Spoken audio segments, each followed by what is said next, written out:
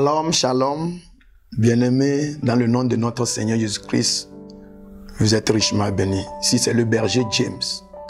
C'est un grand plaisir pour moi encore, à cette occasion, de partager avec vous ce message que j'ai intitulé « Des hommes de Dieu au Dieu homme ».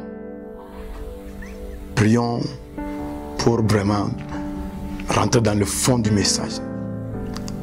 Père éternel, l'un des miracles que nous avons vu t'aimer accomplir après ta résurrection, tu as ouvert l'entendement des disciples.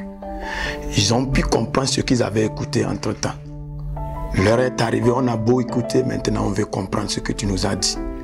Touche l'esprit de quelqu'un, éveille la conscience de quelqu'un afin qu'il puisse recevoir ce message au nom de Jésus-Christ.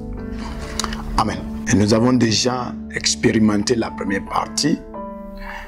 Et nous avons dit recevoir un signe dans la présence de Dieu est la première étape qui nous amène à rentrer dans la présence de Dieu et expérimenter une capacité qui nous permettra de dominer. Alors, nous allons à la deuxième étape. Et cette deuxième étape, c'est recevoir ou écouter la voix de Dieu. C'est très important. Tout le monde a tendance de dire aujourd'hui, Dieu m'a parlé, Dieu m'a parlé. Mais nous devons comprendre quelque chose. La Bible dit, la voix de l'Éternel est majestueuse. Elle accouche les biches, elle dépouille les forêts.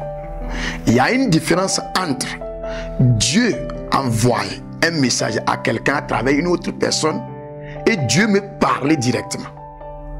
Bien sûr, nous pouvons recevoir un message de la part de Dieu venant de quelqu'un. Mais cela n'a pas le même effet si c'est directement à nous Dieu parlait. Voilà la raison pour laquelle, après le signe du buisson en flamme, quand Moïse s'est approché de ce buisson, Dieu a laissé entendre sa voix. Dieu appelle Moïse, Moïse.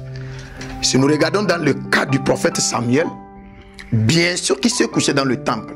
La lampe de l'Éternel était allumée, symbole du buisson en flamme. À un moment donné, il a fallu que Samuel dépasse le signe, atteindre une dimension où il écoute la voix de ce Dieu qui veut le parler. Alors Samuel vient, il se couche et il entend Dieu l'appeler par la voix du sacrificateur Élie. La voix de Dieu s'avère être très importante d'une manière que dans la Bible, lorsque Adam a chuté, il est sorti. On dit que vers la soirée, la voix de Dieu parcourait le jardin d'Éden. On n'a pas dit la voix de Dieu retentissait, parcourait. Donc il y a un mystère que j'appelle la voix de Dieu. Ce n'est pas seulement un son, c'est une expérience que tu dois expérimenter. Et tu verras clairement, les chrétiens qui n'ont pas expérimenté cette voix, leur manière de faire les choses est différente des chrétiens qui ont expérimenté. Or, dans ces derniers temps, Dieu ne veut plus nous parler à travers les rêves, à travers les songes, à travers les prophéties, à travers les paraboles. Non, Dieu veut nous parler directement. Il nous donne une opportunité à écouter directement sa voix. Et c'est ce qui devient très important dans la transformation d'un homme de Dieu à Dieu homme. Souvent, nous voyons bien sûr les gens qui créent des ministères tout simplement parce qu'ils ont expérimenté la première étape, ils ont vu un signe. Et tout le monde vient dans ce ministère, reçoivent des signes. Mais ce qui manque dans ce ministère, c'est la voix de Dieu. Or, les signes nous permettent de comprendre que Dieu existe, mais seule la voix de Dieu nous guide. Voilà pourquoi nous n'avons pas aujourd'hui un mouvement d'un niveau à un autre niveau. Ce qui manque, c'est la voix de l'Éternel. Dieu appelle Moïse. Le buisson a attiré Moïse. La voix de Dieu maintenant se fait entendre. C'est dans la voix de Dieu maintenant que Moïse reçoit la vraie clé de son ministère. Ce n'est pas dans le buisson en flamme, mais c'est dans la voix de Dieu. Moïse reçoit. Car c'est la voix qui nous permet de pouvoir expérimenter le vrai fond de Dieu. C'est comme c'est un code secret que Dieu a réservé.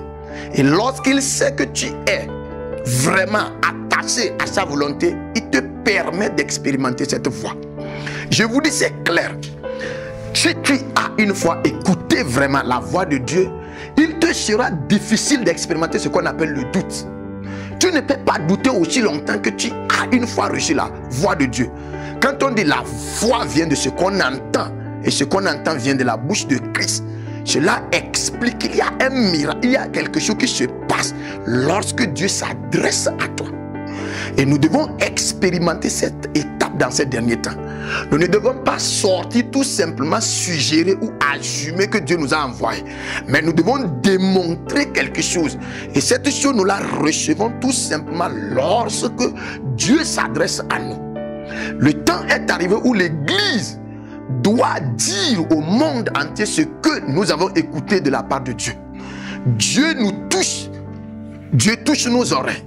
Dieu ouvre l'entendement de notre esprit afin que sa voix nous pénètre. Lorsque la voix de Dieu te rentre, elle t'élève de quelqu'un qui marche avec les signes, elle t'amène à une dimension donnée où tu opères maintenant avec assurance. L'assurance vient quand tu reçois cette voix. La voix de Dieu est une voix majestueuse qui a la capacité de faire taire toutes les autres voix que tu as une fois entendues. Nous écoutons plusieurs voix et parfois nous n'arrivons pas à croire en ce que Dieu nous a dit. Tout simplement parce que nous n'avons pas écouté la voix de Dieu. Audiblement, nous n'avons pas perçu cette voix-là. Et le moment où nous écoutons la voix de Dieu maintenant, elle a la capacité de faire taire les autres voix. C'est en ce moment que tout ce que nous faisons, même si les gens n'acceptent pas ou les gens ne croient pas que ça peut donner un résultat, il y a une force interne qui nous pousse à avancer parce qu'on a écouté cette voix-là. Voilà même la raison pour laquelle même notre salut demande qu'on fasse appel à la voix. On dit si tu confesses de ta bouche, pourquoi c'est nécessaire de confesser? Je peux seulement croire. La croyance n'est pas suffisante. Quelque chose se passe quand un son audible sort. C'est pourquoi Dieu a dit que la lumière soit. Dieu n'a pas pensé seulement et la lumière est sortie. Après avoir pensé, il a parlé. La voix est un canal. La voix de Dieu, c'est un boulevard dans lequel la divinité traverse le temps et arrive dans notre vie. Alors quand Dieu se tient et commence par s'adresser à quelqu'un, ce n'est pas seulement le son, la personne la reçoit. La personne la reçoit la divinité qui s'accompagne par le son. La personne là acquiert quelque chose qui est interne. Alors Dieu envoie cette chose à travers sa voix. Si la voix de Dieu est capable d'accoucher les biches, ça veut dire qu'elle est capable de faire sortir de toi l'homme intérieur qui a peur. Il va l'exposer maintenant à quelque chose de surnaturel. Et la voix de Dieu dans ces derniers temps se fait entendre dans la vie de ses enfants. Et nous devons maintenant nous classer dans une position où nous nous focalisons sur lui pour écouter sa voix. Je sais que Dieu d'une manière t'a parlé à travers un signe. Et pour le moment tu as certains doutes. L'heure est arrivée pour que tu expérimentes sa voix. La voix ne vient pas seulement avec le son. Je te dis et je le répète, la voix vient accompagnée d'une certaine capacité.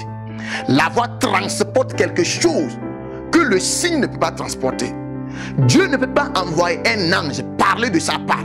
Non, si Dieu veut s'adresser à toi, il vient lui-même personnellement.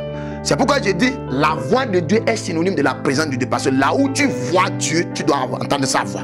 Tu ne peux pas avoir la voix de Dieu quelque part et Dieu est dans un autre lieu. La voix de Dieu est là où sa personnalité, sa présence se trouve. Alors recevoir la voix de Dieu, c'est comme si tu es en train de recevoir sa personnalité. Et le temps est arrivé pour nous de pouvoir sortir, de supposer et atteindre une certaine dimension donnée où nous pouvons maintenant comprendre certains jours.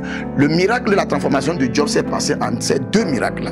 Il dit, avant je te connaissais par l'entendement de mes oreilles, mais maintenant je te connais par la vue de mes yeux. Et ces deux signes ont transformé la situation de Job. Mais ce n'était pas classé là-bas. Ça commence par les signes et ça finit, ça avance vers la voix. Le temps est arrivé et Dieu veut faire entendre sa voix. Pour en finir, Jésus-Christ a dit, Père, parle afin que je puisse écouter.